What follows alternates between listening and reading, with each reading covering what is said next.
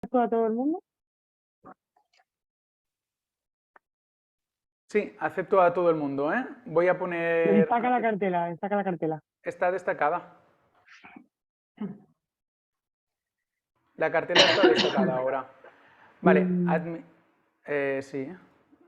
Eliminar destacado. Si quieres la elimino destacado. Está destacada. La cartela es mi señal. Tengo destacado yo. Carla, no se echen, ¿eh? Yo os veo a todos otra vez, pero debe ser culpa mía, así que, y no quiero tocarlo, así que si la está destacada y ellos lo ven, por Sí, mí... ahora mira, elimino destacado y ahora vuelvo a destacar para todos. No sé si os ahora ha cambiado. Sí. Vale. Sí. Vale. Vale. Entonces, dejas entrar y pones el countdown a -2. Cuando esté a 0, yo comparto. Perfecto, perfecto. ¿Vale? Pues empezamos. Admito a todo el mundo. Buena suerte, chicas. Gracias.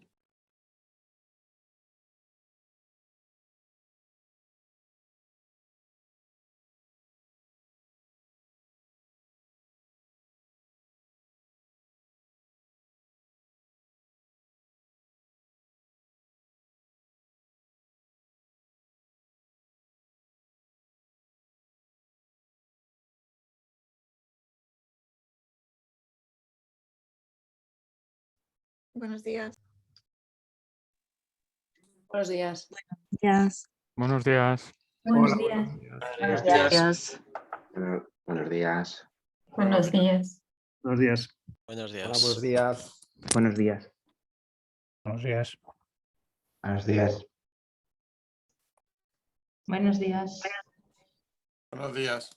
días. Buenos días. Hola, buenas. Buenos.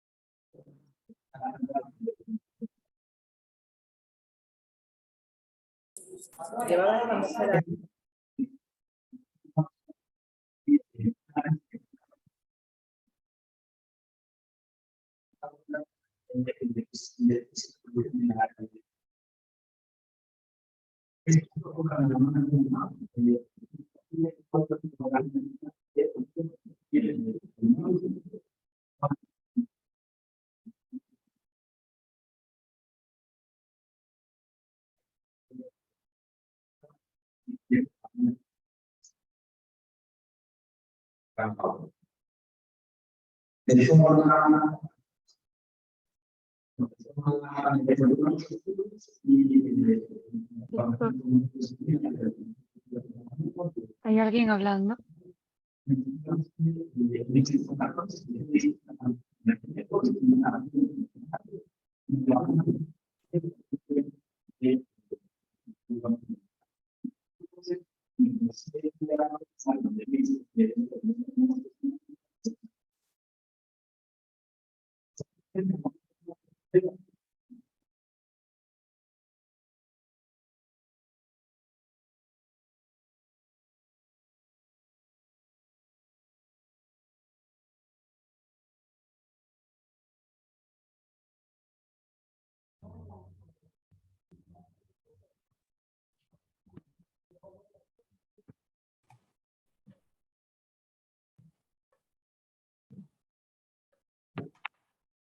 Okay, good morning, everyone. Thank you all for joining this informative session.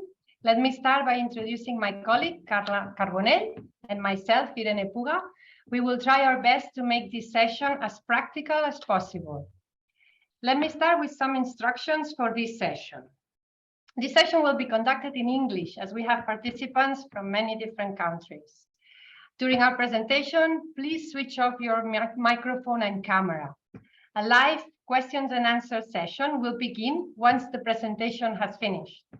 To ask a question, click on the raise hand icon that you can find in the bottom menu under the reactions. Once we give you the floor, connect your microphone and camera and then ask your question. Please pay attention to the presentation and the previous questions to avoid repetitions, and use the tool chat if you have any technical questions. or issues. You can also send us your questions to our email. Okay. A quick reminder that you can find all the information for the CaixaResearch Health Call in our website. Please check carefully the provided documents, especially the rules for participation and the manual for submission. In the Facts tab, you can also find helpful questions and answers, as well as a detailed step-by-step video tutorial for the submission process. For any specific doubt, you can always send us the email. Here is the address, healthresearch@fundacionlacaixa.org. We have divided this session into sections. First, I will introduce general and more conceptual facts that we gathered from previous editions. And next, Carla will explain certain aspects of the online system in a visual manner. As you know, the call is now open until November 15 at 2 p.m. And here you have the timeline of the evaluation, which has a remote phase and a selection committee with interviews, face-to-face interviews. In order to start a proposal as a project leader, what we refer as PL, you must comply with these pre-eligibility parameters. First, your remote evaluation from last year proposals as PL or principal investigator, what we refer as PI, require at least a 5.5. If you have submitted more than one proposal, all the remote evaluations must be at least 5.5. Granted PLs from the 3 previous editions cannot submit a proposal as PL, only as PIs. As this is the 6th edition of the call, granted PLs of the 1st and the 2nd edition can apply now as PLs, even if they have asked for an extension of their project. You know that the host organization must be based in Spain and Portugal, but other partners, other PIs, can be from any country. And there are no limitations in the number of proposals per organization. One researcher can submit only one proposal as PL, but they can also apply as PI or team members in other proposals without limitation. Next, yeah. These are the 5 thematic areas. Consider that the selection committee of enabling technologies will be more prone to evaluate the creation and development of a health facilitating technology, where their expertise is focused on. In the other thematic areas, the panels are not experts in technologies. We try to distribute equitably the 20 million total budget of the call among the 5 thematic areas. These are the type of projects that you can submit. In this case, the budget distribution among the types of project is not predefined and will only depend on the ranking in the selection committee. Each proposal should have only one PI per organization. From the host organization, only the PL. Other researchers from the same organization should be included in the team members of the corresponding organization. The CV of the team members is not evaluated per se, only the PIs and the PLs. Team members from other organizations are not allowed. For example, in individual proposals, all team members should be from the host organization. The CSO, the civil society organizations, should perform non-research activities in the project. For example, dissemination, patient engagement, sample provider, and so on. And their budget is optional, whereas the partners, the PIs, have a specific role, scientific role in the proposal, and their budget is mandatory. For-profit entities are not allowed to participate as partners, but their activities can be subcontracted by any of the proposal organizations. This call is not entitled for proposals with a clear benefit for for-profit organizations. Therefore, if the results of the proposal are already subject to rights held for for-profit organizations before the submission, they are not eligible. These are the concepts in the budget. Indirect costs are up to 10% of direct costs, not considering the subcontracting cost. For consortium proposals with international partner, the total amount of budget that can be distributed to non-Spanish and non-Portuguese organizations is in global up to 30% of the total budget. There is no limit in the different concepts or distribution among partners, but consider that the budget is important for the evaluation of the proposal. Personal expenses may include new contracts, salary complements, or contracts already paid by the organization. Next, a very important element to take into account, the keywords. The keywords define the remote evaluation of your proposal. The PLs should select the keywords in the online system from the NIH mesh tree, which has a tree structures with branches at different levels. One keyword can be classified in more than one branch. We believe that this example may be helpful for our explanation. Brain neoplasm can be found in the C10 branch, but also in the C4. By selecting brain neoplasms, these and all the keywords in upper levels will be considered to assign the peer reviewers. So by selecting the C4 branch, the keyword neoplasm will also be considered. So by selecting the first one, your project is more prone to be evaluated by a neuroscience expert, but whereas the second one will lead to an expert on the oncology field. Next, Carla. So for this reason, we recommend you to select the keyword at the lowest level possible, as keywords above will be considered in the process of selecting reviewers. And select only the keywords from the branch that best fits your proposal.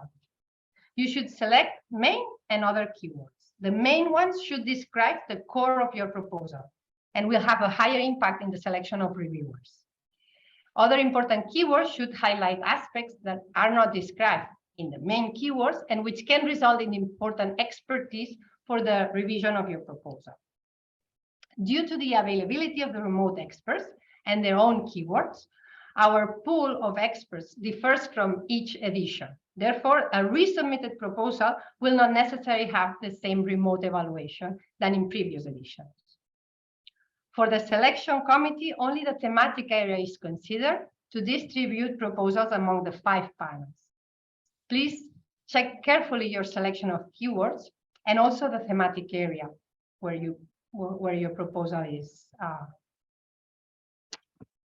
Next, this is something new of this year, the eligibility process. The eligibility process consists of 2 phases. The first one is a format eligibility to ensure the fulfillment of the application criteria that is published in the rules of participation of this call. Next, we have a content eligibility to ensure that the application is ready to undergo the evaluation process. You can find all the details in the eligibility and evaluation guidelines in our website. But basically, we are using an artificial intelligence tool that is capable to detect those proposals with a very low probability of being selected for committees by analyzing text fields, not personal data. This content eligibility consists in the revision by 2 experts of those applications that are previously flagged by our artificial intelligence model. Each proposal flagged by the AI model will be revised by 2 experts that will confirm that the application is not mature enough, or they have reasonable doubts, and then the proposal will undergo the normal evaluation process. Both eligibility processes do not have redress or appeal procedure. And the PLs and PIs of the proposals dismissed by this eligibility process will not be prevented from participating in future editions of the call. Next, Carla, please.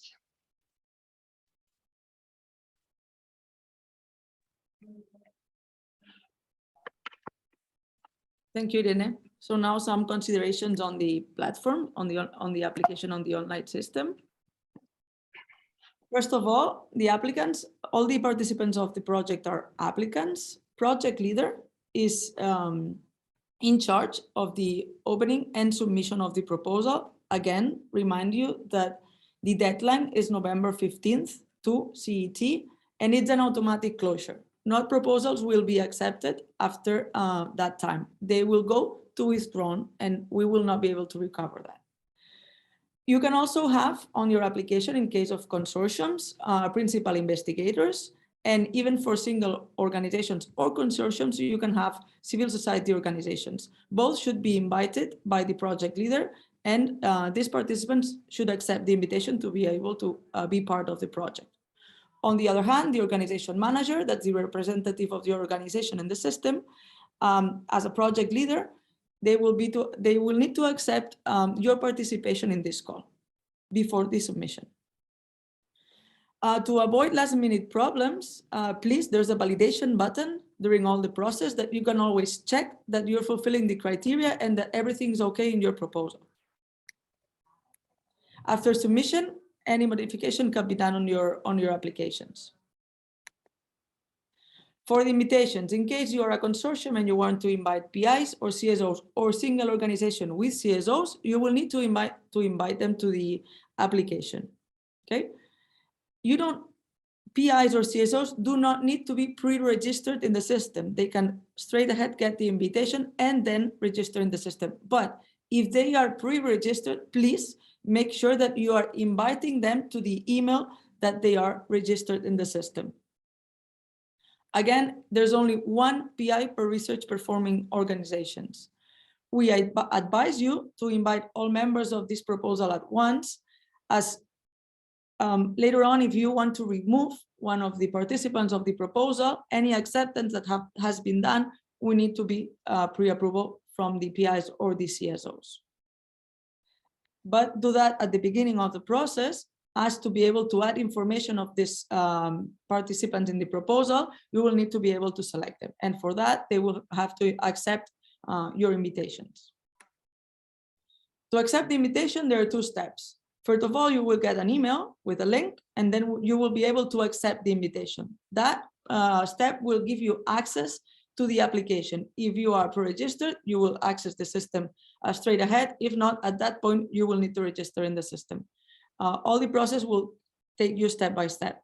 Once you've done that, you have access to the application. You can check the application, and if you agree participating in this content, then you will have to accept the project acceptance. You can find that information under the actions section of your homepage. To be able to submit the proposal by the PL, all the invitations have to be, and the project participation have to be accepted or discarded. As only one PI per research performing organization is accepted, if you invite more than once for the set from the same organizations, one will be conflicted. If that happens, project leader will need to discard that action and that participation. If you need to discard someone, please do so from the project participant section and from the invitations. On the reference and publication sections, we have improved this tool for this year, and we hope that it's more useful for you. In first step, you will find an Add Publications button and press here to be able to start. Again, you can always add publications manually, but we ask you to go to the publications search tool, just add manually those that you cannot find indexed. When you go to the publications tool, you can search that publications for any important information, add the plus button to add them to your list, and then create the transaction to add them to your application. You will see then, after clicking Save Draft, the publications or reference in the list. After that, the new tool will appear an Edit Publication List button, and you will be able to reorder your publications by moving them as a drag and drop up or down. You can do that at any time, so you could be able to download your reference and publications, and at the end, reorder them as wished or change that order at any time. On the publications section, on the project team tab, you have a third step. That is, you need to link the publications to my publications related to the proposal table to be able to describe the importance of that publication to your proposal. Just get into that table, select the DOI from the dropdown. It's taking the DOIs from the list of publications that you have transacted to your proposal, and the number will appear automatically. Any change that you have done, that you do at any time to the publications list, you need to get into this table and update the information to be able to re-update again the DOI and the number assigned to your description. Referring to the Gantt, there's a Gantt tool where you can add tasks to your Gantt, enter the required information, the task responsible, the description, the dates, and the work package. Save the Gantt. You can always confirm and reopen if you need to do any change to that task. But for the submission, all the tasks will need to be confirmed. You will not be able to submit with tasks in draft status. Save draft, and then you will see the chart of your tasks built in the application, as it's shown in the slide. The tasks will be organized first by work package and then by start date. The same work package will have the same color, so it's easy for you to see the different sections and for the reviewer on their evaluation. Again, just remind you, you can have all the helpful documents in our website. Also, a step-by-step tutorial video for the most difficult parts of the application. And if you have any question, you can contact us by email and we will answer you as fast as possible. And thank you for your attention. And then we'll start with the questions and answers that you might have.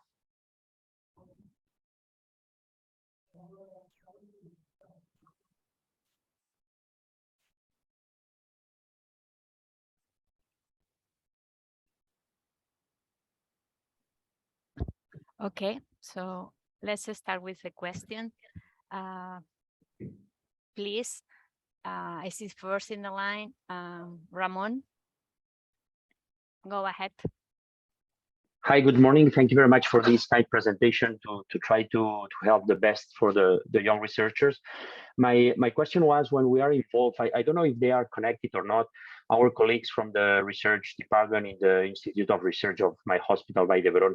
But I would like to know if when we belong to a huge institution, who I believe it's our director who registers, and then he gives all the data from the PIs, or it has to be ourselves who do that, and then we include the institution. What is the way to do it? Okay, I think I'll go with that answer. You have to register yourself as a user. And when you register, the system asks you to get linked to the organization. So first you will add your information, your name, your ID, your email, and you have to choose from a list your organization. If you don't find it there, you can always kind of pre-register to add the organization to the system. But the only thing you will be requested to do at that point is add the name and the BAT number of the organization, because then the organization manager will always be responsible to fulfill the whole information for the organization. At this point, your organization is already in the system, so you will find it on the list. So if you are not as a user in the system, you will need to register as an applicant if you want to be project leader, or even if you want to be PI or CSO, and link your user to that organization. When you get into the register, you can see all that information and follow step by step. Okay, thank you. Thank you very much. Thank you very much. Okay, please let me tell you that could you make your questions through this system, because through the chat is not going to be able to follow all that questions you are making. So please do it in this system, with your hands up, or just go to health research and you can just make any question there and we will answer as soon as possible during the day. Thank you so much. So Raquel Lopez, please go ahead with your question.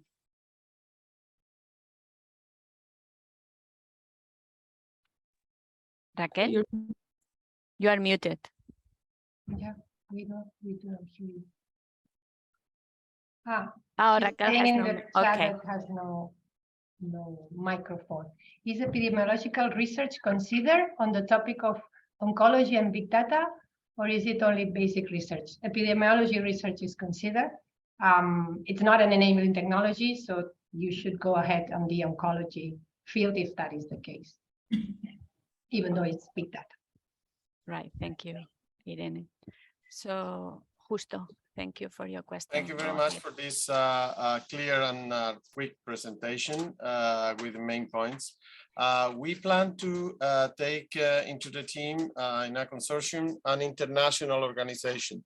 They want to ensure that they are based in France and that they can receive funds. I understand that's the case. Now, if that is the case, what they ask, and this is an important question for them, is that because they have regulations, is the International Agency for Cancer Research of the World Health Organization, the WHO, in Lyon, they say this theoretical partner, our partner, would have a number of unavoidable constraints and specificities, and most likely will have to request a few derogations on some elements of the rules of participation. So the rules of participations are both very strict in terms of what you should fulfill, and second is mandatory for eligibility. So if, let's say, oh, you will have to be submitted to an audit, and they say, we are an international organization, we are not allowed to allow audits from an external organization. So is that correct? Can we make an additional partnership agreement besides what is in the rules, or this is not allowed? To ensure that this is also well explained, I will send an email. But what is the situation, please? Carla, shall I go? Yes, and I can always add if. Yeah, please. So basically, the rules for participation are what they are, and that's for sure. In consortium, there's the need for an audit once the project is finished, but it's something that you can do internally, let's say. So the project leader is the one that receives all the money, right? So our grant agreement from La Caixa Foundation is only with the PL institution, with the host institution. Okay. He or she will receive all the money, the institution, and then is the host organization that has to divide the budget among the different partners. Therefore, you should write your own agreement with your partners, and that is not something that we are going to say anything about, so you can do your own agreement with whatever things you want to put in this agreement. So basically, just let me clarify, it will be the project leader of the host of organization, the one that will define the interaction with the rest of the partners. Correct. Our interaction is only with the host organization and with the PL. Then it's true that for a consortium agreement, we ask for an audit at the end, economical audit, to make sure that all the expenses have been done in a good way. But that's something that the PL has to sum up. So it's either contracted by the host organization or by each partner, and then the host organization compiles. Is it true that during the legal review, all the partners are assessed? I think Carla can answer better this part. So regarding the legal documentation, all the partners should provide them. Okay. Yes. I think that it's a good idea to send us the specific restrictions that this organization might have. But as Irene was saying, we don't audit the organization. We audit the expenses of the project just to make sure that they are correctly used. And again, some projects decide that their own organization does the audit of that part of the project, and then the project leader or the host organization compiles the information and shares it with La Caixa audit team. And other projects decide that the host organization does the audit of the whole project, and then the other organizations, the only thing they have to do is share their information and expenses. That is up to you. But if you have specific questions about the audit, please send it to us, and we can share with the audit team to make sure that we won't find a problem in 3 years if you are selected. And if there's any other kind of restriction based on the rules of participation, that would be important to know, because if they are PIs, they are research performing organizations, they need to get a budget. If they're in France, the only limitation is that they can only get maximum 30% of the whole amount of the budget. Besides that, I cannot, besides the audit or what you already said, I cannot think about some other restrictions that they could have. We have consortiums with public or international organizations, and we haven't had any issue with them for the moment. And yes, on the legal revision, if you are selected, the typical documentation for money laundering is requested if you get money. If it's not if it's a private organization, that it's not going to be your case. Besides that, it's only the typical documentation to make sure that the organization exists. I mean, the basic registration on the authority component and all that sort of stuff. Perfect. Thank you very much. Thanks. Thank you. Thank you so much. So Ana Clara Cristobal. Hi, good morning. Welcome. Thank you so much for the presentation. It was really clear. I have some questions about the publications. When it's just for the PLs and the PIs, right? Yes. Of it. But when we invite the members, we invite, for instance, the PI of an organization and the whole team associated? No. With this PI? Formally, to the application, you only invite the principal investigator, and there's one for research performing organization. That means that if you have a consortium of the host organization and, for example, 2 more organizations, you will need to invite 2 principal investigators. The whole team is informed or explained in some text boxes that ask or request the information and the potentiality of the team related to this PI, etc., etc. And the CSOs, if you have them, they also get invited to the proposal, but they don't have a kind of short CV or either publications, because as Irene said before, they don't perform research activities. You have a text box to explain what's the activities that this civil society organization does in the proposal and what says in the proposal. Okay, so that send me to the next question, which is about the for-profit institutions or organizations. They are not listed, but we should mention them, right? They are in the proposal, or they are listed. So they cannot be partners. For-profit organizations cannot be partners. You can describe them in whatever box you feel fits in your proposal, and they can be subcontracted. So they can receive money by the host organization or by other partners that subcontracts the for-profit organization, but they don't, as they are not a partner, their CV is not described, let's say. Okay, I have 2 different situations with these for-profits.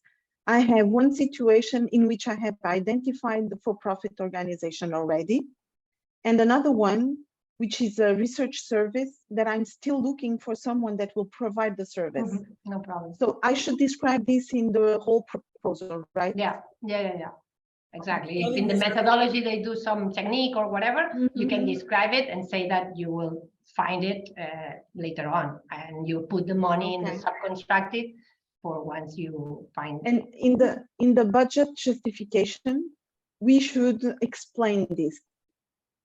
Yeah, I think it's good if you already have it, that the budget is very specific, and if not, that you add, you know, a range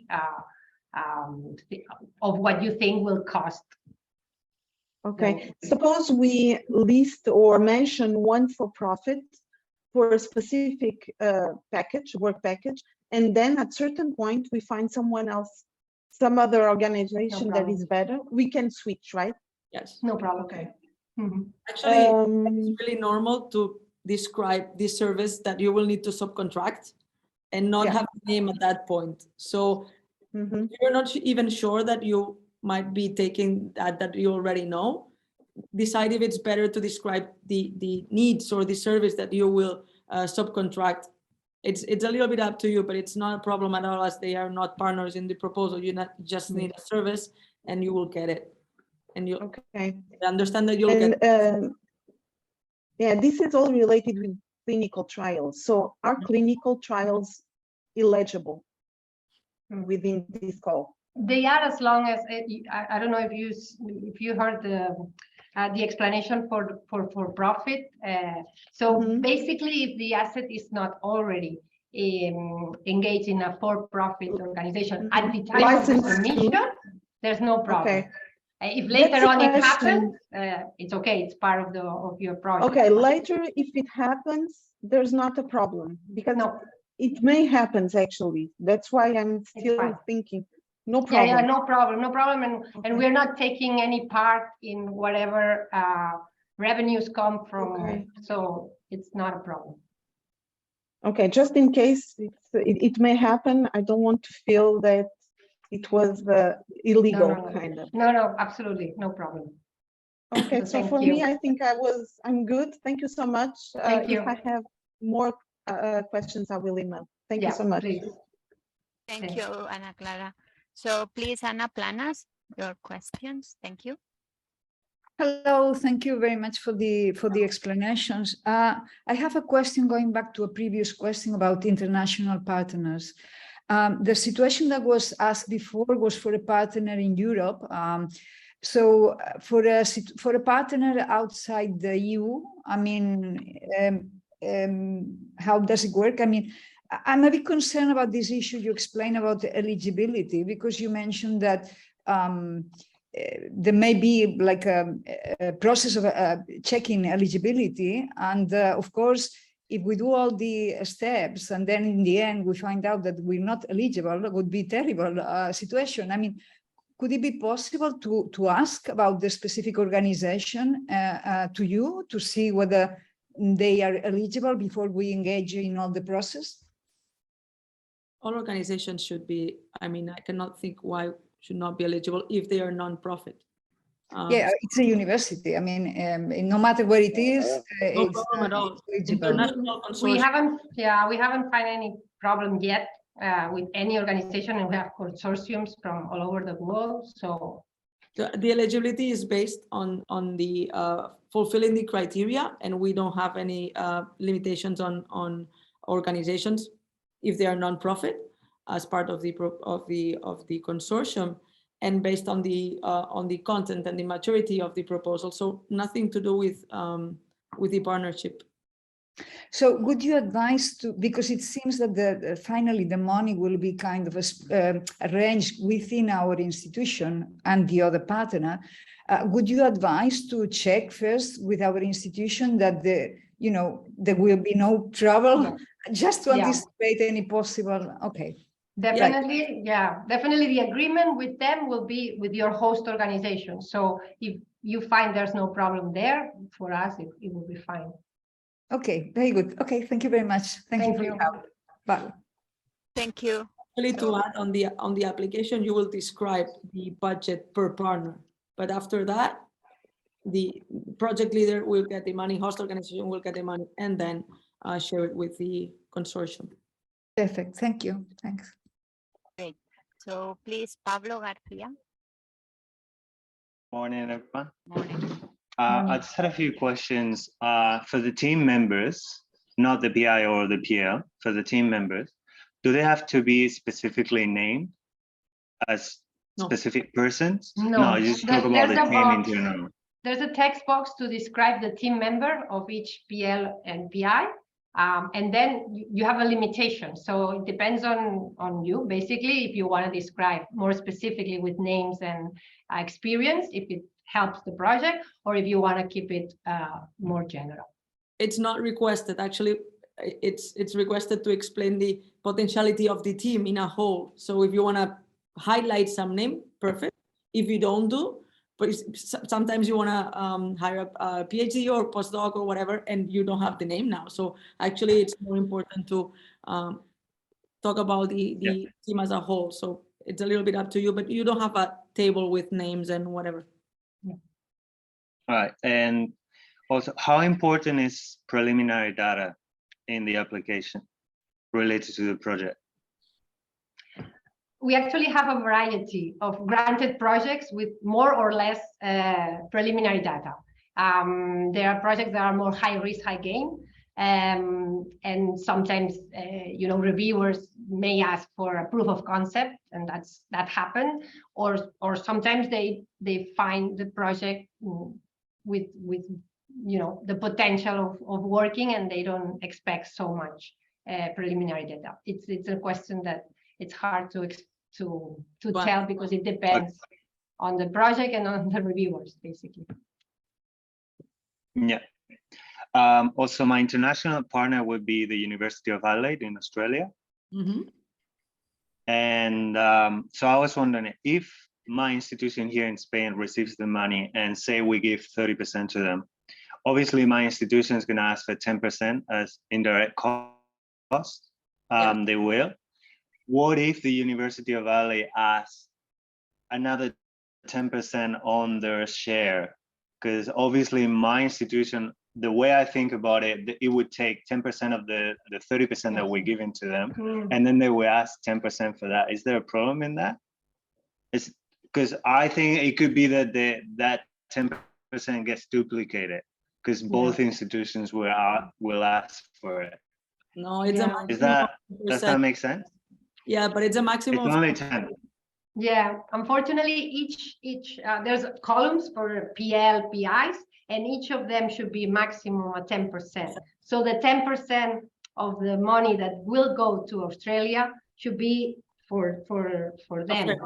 So it should not add it to the total 10% that your host organization. So your host organization can only apply up to a 10%, ask for a 10% of the money that will remain, even though you will receive everything, but only a part of it will remain in your host organization. Whatever money goes away, the 10% of that part cannot be asked. Okay, that makes sense. Yeah. I just want to be clear with my organization, so yeah. then people are not confused and say, oh, we want this money or whatever. Yeah. The overhead is at 10%. I think somebody's asking now. 10% of the direct cost, not taking into account the subcontracting. Yeah, and for the audit, for the University of Adelaide specifically, if I ask them to have an audit on the results, say I get the money and we do it, and then they do the audit, what kind of documents would La Caixa ask for generally? Like what kind of, how does it work? It's just I don't know, a report from the institution? Yes, it's a class signed by whatever relevant person. Okay. With the expenses and the different justification of the expenses. Yeah. And I mean, but do they, I guess my question is, do they have to hire a company to do it specifically, or?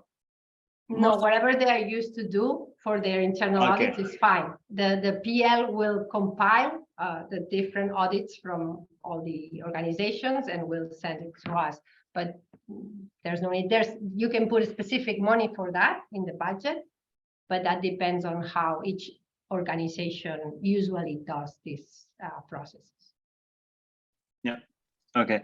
And the last one, if my project would be a vaccine project, so a number of vaccines could come out of it, what would be the IP restrictions? Is it up to the host organization to deal with the IP that comes out of it? Yeah, we are not part of the IP. We don't ask for anything. Okay, so whatever you agree among the partners and the organizations involved, because this is always sometimes, well, always not, but sometimes an issue, but we are not part of this. Yeah, and so this is the last one, actually, promise. So I'm gonna be, my contract goes beyond the resolution of this round and a bit farther on, but probably not for the whole 3 years. So is that a problem if I'm the PL? No problem. Can I draw my salary actually from the project to continue? Cool. Exactly. Yes. The only thing is that it has to be present in the moment of submission. It has to be. Yeah, that's there not has a to be a problem. link between you and your host organization in the moment of submission. But if after that you need to put the money on the grant, it's fine. Okay. Perfect. Thank you very much. Thank you. Thank you. Thank you so much. Antonio Artigas, welcome. Thank you very much for your excellent presentations. I have only 3 questions, very quick and short questions. The first is that if you are submitting a project that can fit in 2 thematic areas, I give you an example, for example, to use nanotechnology in some infection disease, how we can proceed? Carla, you want to go ahead? Yes, if the main thing here is that if the, in this case, the nanotechnology is the core of the project, you should apply to enabling technologies. Not only, but mainly because of you will be evaluated if you get to the second phase on the enabling technology panel. If you are evaluated on the infectious panel, we might not have reviewers that maybe know that technique enough. So if the core of the project is the technology, you should apply to the enabling technology panel. But that's more for you to decide as you know the project better. All the enabling technology projects have to be linked to one of the previous thematic areas. So infectious disease, neuroscience, oncology. Or but there is no the possibility to be evaluated by the 2 thematic areas experts. No, because there are 5 different panels happening simultaneously in 2 days. Okay. That's quite impossible. Yeah, because sometimes it's difficult to that one experts in one area, they are really experts in some in a part of the project, you know. This is a problem. The same for any technologies or etc., especially for basic biology. Mm-hmm. The reviewers on the enabling technology panel are linked also to biological areas, I would say, or medical areas. That's for sure. But it's more for you to decide what is more important in your project, if the disease itself or the technology. That's my second question is the previous call of La Caixa on COVID. This is included in the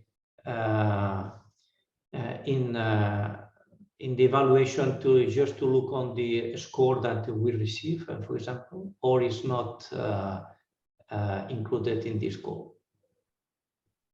It was a previous call of La Caixa on COVID.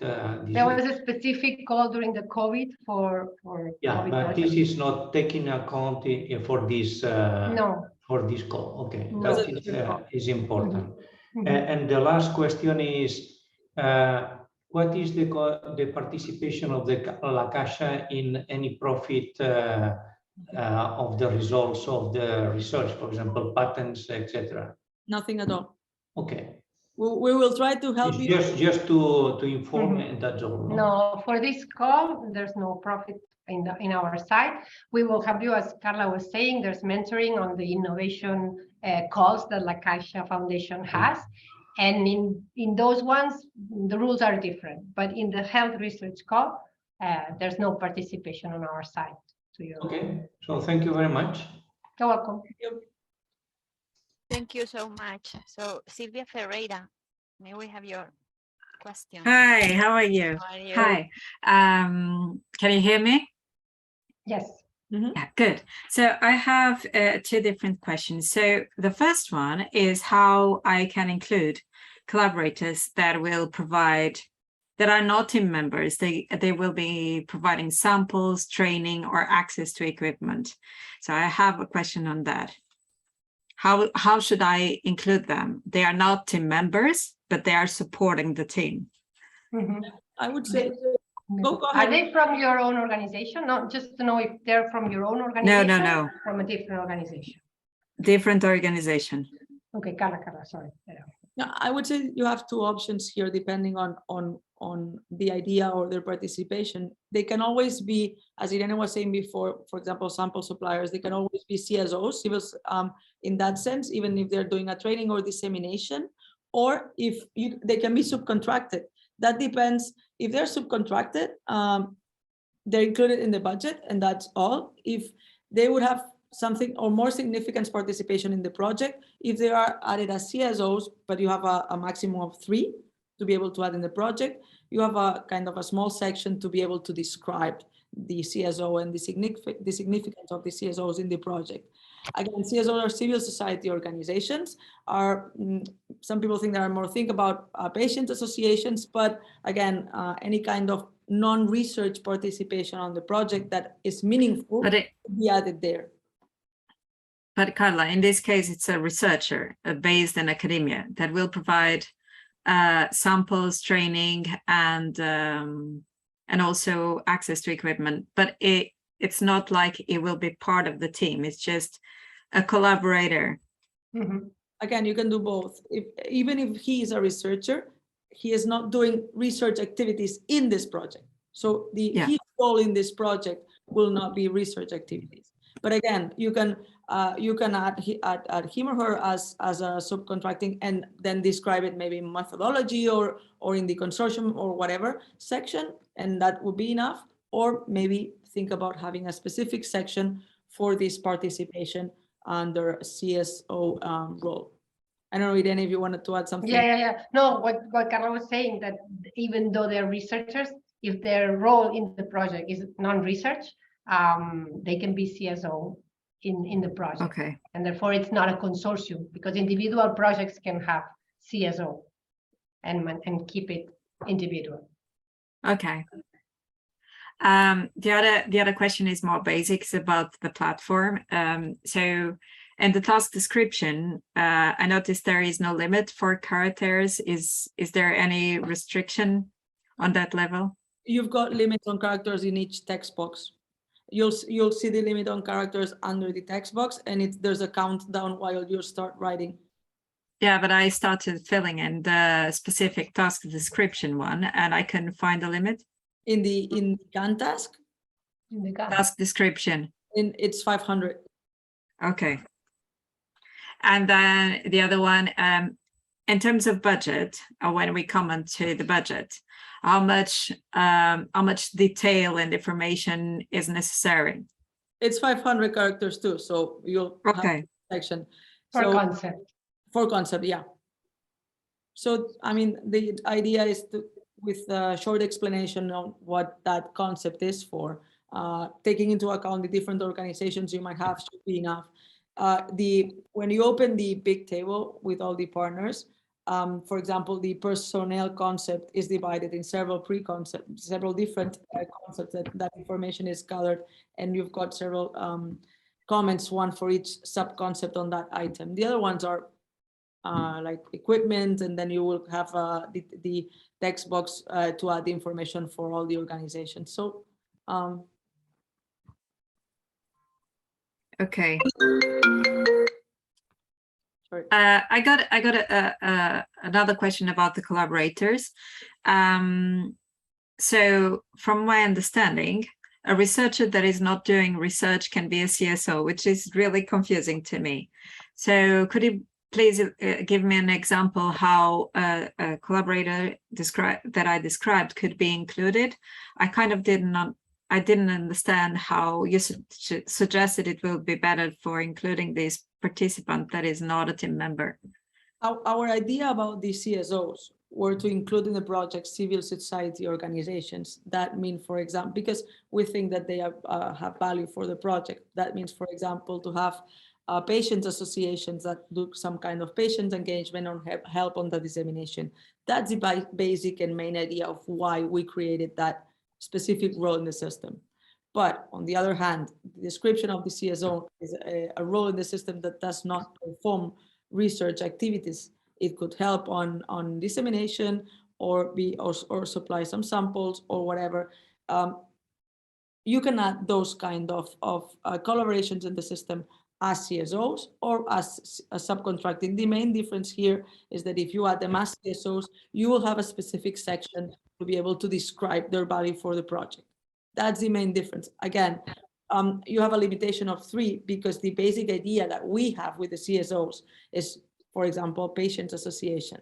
But that's not contrary with the option of having a collaborator that, I don't know, normally if you've got a consultant, most projects put them as subcontracting. But if it's, I don't know, I would say really active consultant and really have a value, and the only thing that they do is as a consultant, they don't perform research activities, you can always think about adding that as CSO. But again, CSOs for us is more like, I would say, patient associations added to the project to add that social value to the project. Thank you so much. Bye. Bye. Hi, thank you so much. Carolina Alqueza, you're welcome to ask. Hi. Hi, good morning. So I'm going to ask one question that another researcher already wrote on the chat. So my question is if for young investigators, young researchers, is worth for us to apply to these grants? Like I've been, for example, I start my lab in January and I want to apply in an individual grant. So I don't have so many preliminary data. I don't have so many grants. How is the chance for us to be competitive in this kind of grants, or is better if we ask for a consortium, or maybe if we wait a couple of years? Because it's a lot of work to write in this kind of grants. So I want to ask that. Shall I start and you continue? So this is actually a very competitive call, and we know that. I think somebody in the chat was asking for how many proposals versus granted grants we have. You have all the information in the website, but for example, last year we have around 650 proposals submitted, and we granted 33.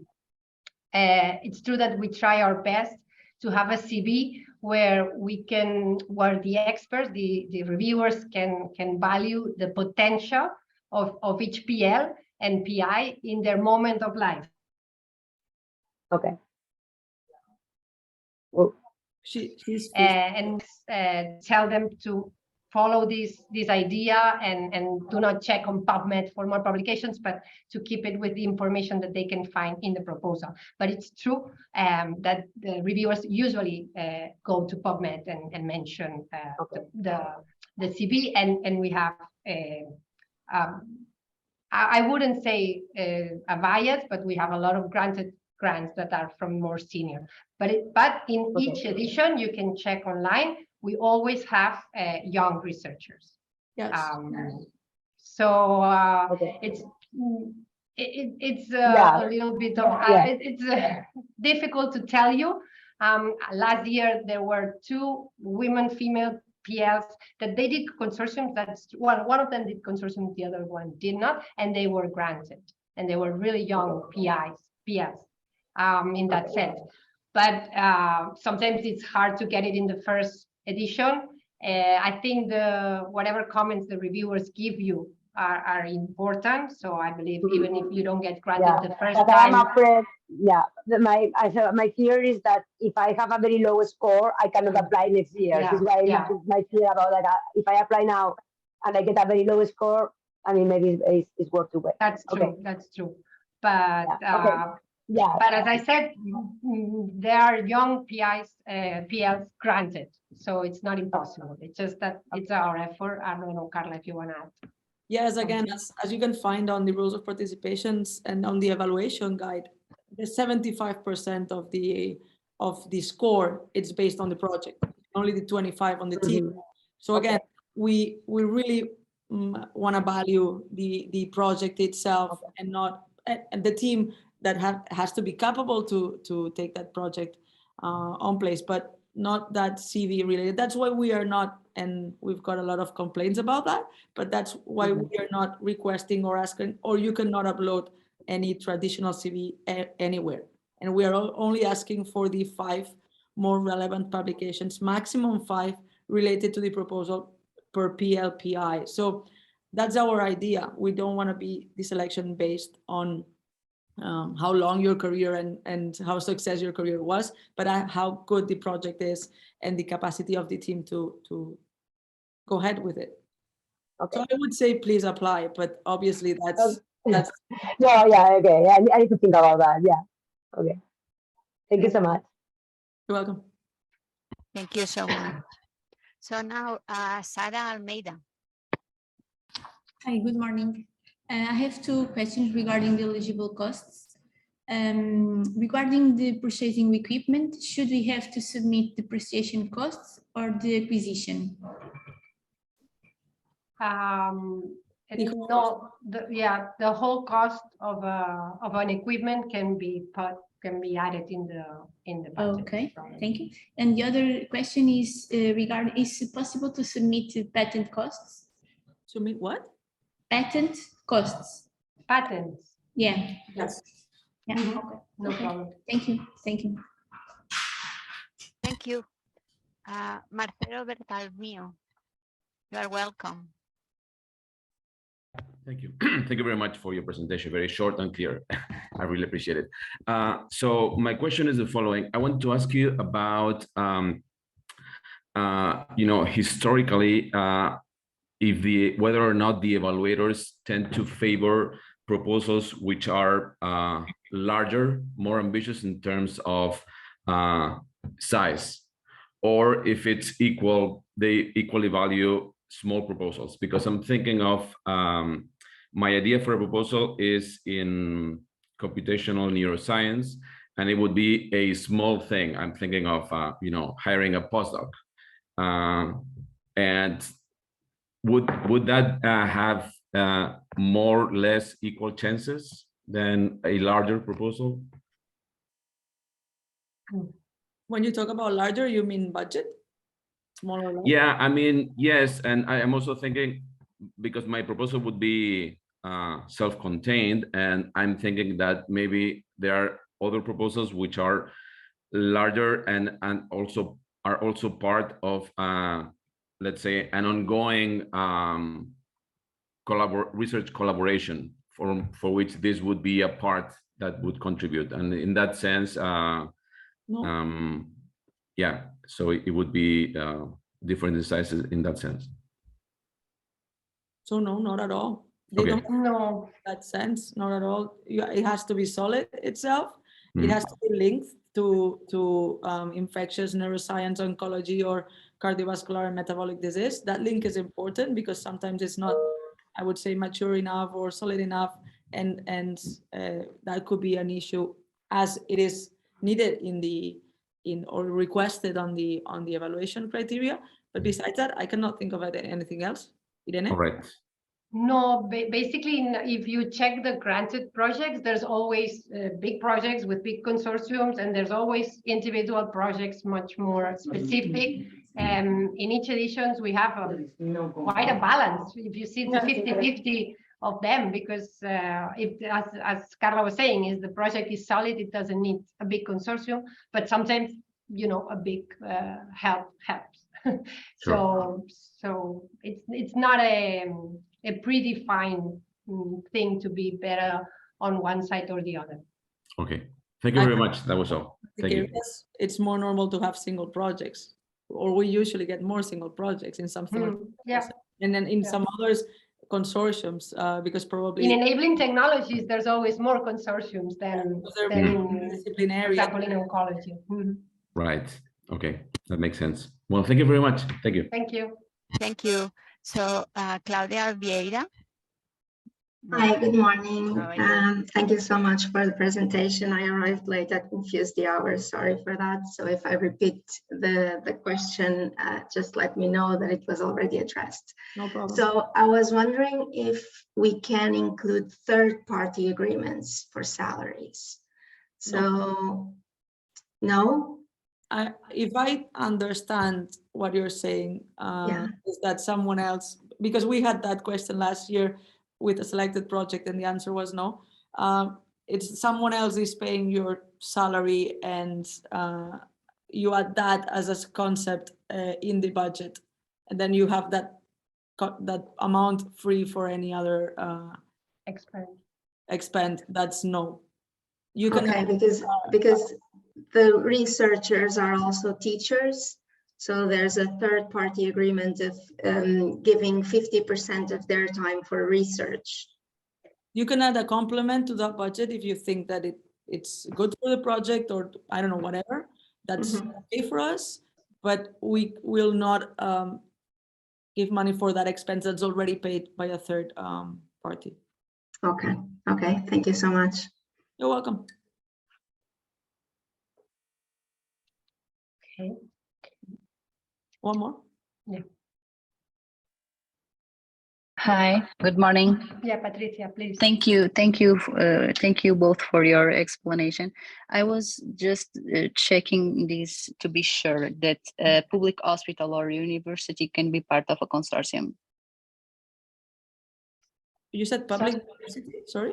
Yes, public university and public hospitals. Yes, for sure. Okay, thank you. You're welcome. One new question. Yeah, Eduardo Melo, Eduardo, please. yeah. Oh,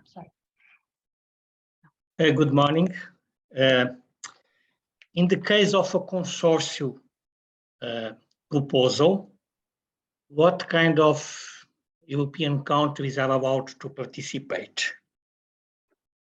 European, all of them. Yeah, And- all of them? And all of them, yeah. The only thing is that the budget that they can receive outside of Spain and Portugal is up to 30% of the total budget of the project. So the limitation is in terms of budget, but not in terms of country. Okay, that includes the UK, right? Yes. Yeah. Okay, thank you. You're Thank welcome. you. Thank you. Azucena, you are so welcome.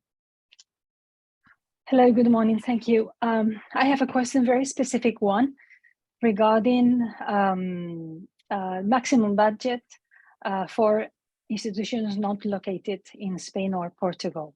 So in the scenario that you already have a partner who have a maximum of that 30% of the total project budget, could you still subcontract other services, for instance, analysis of lab samples to an overseas institution not located in Spain or Portugal? Yes. Yes, the subcontracted counts in whatever partner is asking for that. So if you are as a PL subcontract someone abroad, it counts like your project, your budget. So there's no problem on that. Okay, thank you very much. You're welcome. Thank you. Elisabetta Mereu. Hello, Elisabetta. Can you hear us? We don't hear you. Maybe you are mute. No. I think that probably the configuration of the audio, it's not okay. Yeah. No, we cannot hear you. Can you hear me now? Yes. Yeah. Yes. Okay, perfect. It was the bigger screen not working. Thanks a lot for the nice explanation and for this meeting. I have one question about the algorithm that is used to pre-select the grants. How does it work? I mean, what are the criteria that are used for the pre-selection? Should I go? Wanna Yeah. go? No, go. The algorithm, has been taught to detect the projects with less probability of being selected. And that has been done taking into account all the data from all the previous editions. So that's the main thing, using different text from the applications. Again, as Irene said before, no non-personal data, any kind of personal data, so methodology, state of the art, whatever, but text information, we have taught, test and done a pilot on that. And it detects the projects with less probability of being selected that are highlighted by that algorithm. And those projects are sent to 2 reviewers that are actually panel reviewers to get in condition of the kind of reviewers, and they confirm or discard that pre-rejection of that project. So it's based on an algorithm, but it's always confirmed by a human being, I would say. Okay. And okay. by 2 of them. So if only one of them highlighted a doubt of saying, I'm not sure that this should be pre-rejected, the project is sent to the normal, I would say, evaluation. So this can be depending on, for example, on the structure of the proposal in terms of, for example, paragraphs, titles, or whatever can indicate to the algorithm this proposal is good or less good. No, it's more on the content of those different sections of the proposal, because the proposal is the structure of the proposal is the same for everyone, as is based on the platform. I see. Okay. Okay. Thanks a lot. You're welcome. Bye. Thank you. So now Elena Bonston. Hello. Hello, Good Elena. morning. So I have a question about host organizations. I belong to the University of Castilla-La Mancha, which is quite big. It's spread through different cities. And my question was if this university would be considered a single host organization, yes, or areas belonging to different cities would be considered like different things. No, they are the same thing. yes. Okay. There are a lot of organizations under this same number, and they're considered as one organizations. And a university with different faculties, I would say, or colleges, they're considered as only one. Okay. Okay. Thank you. Thank you so much. Ciao. You're welcome. Thank you so much. So I think we are almost finished. Yes, Irene. Yeah, we please. have some questions that I wrote Yes. very fast. I'm sure I missed some, so please email us. Be If we careful, don't. because maybe I was already answering some. Yeah. Perfect. But basically, rare diseases are applicable, are okay. Irene, I think I was answering in person, one by one. So okay. Yeah. Yes, I have one here missing from Miguel Villaplana that is asking what percentage can be directly to subcontracting. There's no limitation. We do know. Okay. There's no limitation, but the budget is something that is evaluated. So it has to make sense with the project. If it's a huge amount of subcontracting, the reviewers usually mention like it doesn't make much sense as a whole, as a project. It has to be justified, anything you add in the budget. Then a really difficult question. What's the evaluation criteria for that's on the website. PL to achieve or to arrive to 5.5 score? Well, the evaluation criteria is in the rules for participation. There's, as Carla was saying, 75% is the project, with among them scientific and excellence, impact, and many things. But you can check the specifics, and then 25% the team. That's basically it. The evaluation criteria is written down in the rules for participation and in the evaluation guide also. So thank you so much, Carla and Irene. I think this has been great. Yeah, thank So you many all questions for- answered. So, and as we said, if anybody has any other question, we can just answer by email through the Health Research Fundación La Caixa.org. So thank you. Good luck. Yeah, thank you very much. Very good luck to everybody. Thank you. Thanks. Thank you. Thank you. Thank you. Thank you. Bye-bye. Thank you. Bye. Bye-bye. Thank you. Thanks a lot. Bye. Thank you. Thank you. Thank you. Bye. Bye. Thank you. Bye-bye.